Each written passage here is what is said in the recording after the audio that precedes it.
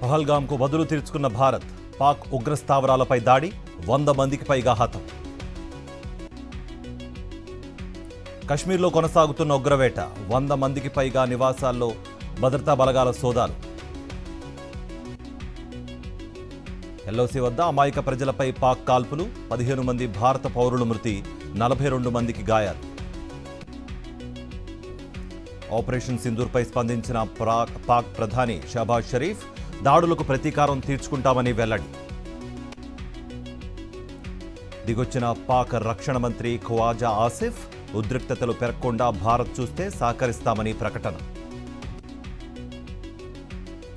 పాక్ దుస్సాహసాన్ని ఎదుర్కొనేందుకు సిద్ధం, ఏమాత్రం వెనక్కి తగ్గేదే లేదంటోన్న భారత ఆర్మీ. భారత్ పాక్లు దాడులు ఆపేయాలన్న డొనాల్డ్ ట్రంప్, విభేదాలు పరిష్కరించుకోవడానికి తాను సహకరిస్తానని ప్రకటన. ఆపరేషన్ అభ్యాస్ విజయవంతం, 244 జిల్లాల్లో మోగిన ఎమర్జెన్సీ సైరన్లు, వైమానిక దాడుల పట్ల ప్రజలకు అవగాహన. ఇవాళ ఉదయం 11 గంటలకు అఖిలపక్ష సమావేశం, ఆపరేషన్ సింధూర్ గురించి వివరించనున్న కేంద్రం.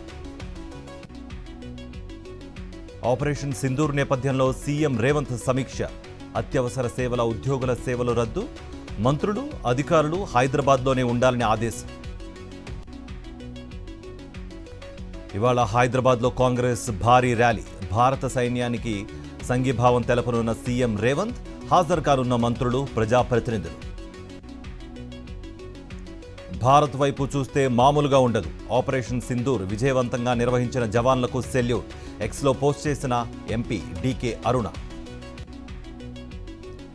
వైఎస్ఆర్సీపీలో కార్యకర్తలకు ప్రాధాన్యత ఉంటుంది, కష్టపడే వారిని గుర్తిస్తామని వైఎస్ జగన్ భరోసా, వచ్చే ఏడాది ప్లీనరీ నిర్వహించుకుందామని ప్రకటన.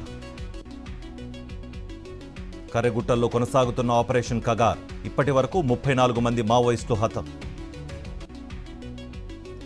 టెస్ట్ క్రికెట్కు రోహిత్ శర్మ గుడ్ బై, వన్డేల్లో కొనసాగనున్న హిట్మెన్. అద్భుతమైన రికార్డ్ కలిగిన ఆటగాడు రోహిత్ అంటూ వైఎస్ జగన్ కితాబు, కెప్టెన్గా తీసుకున్న నిర్ణయాలు ఎప్పటికీ గుర్తుండిపోతాయంటూ ట్వీట్.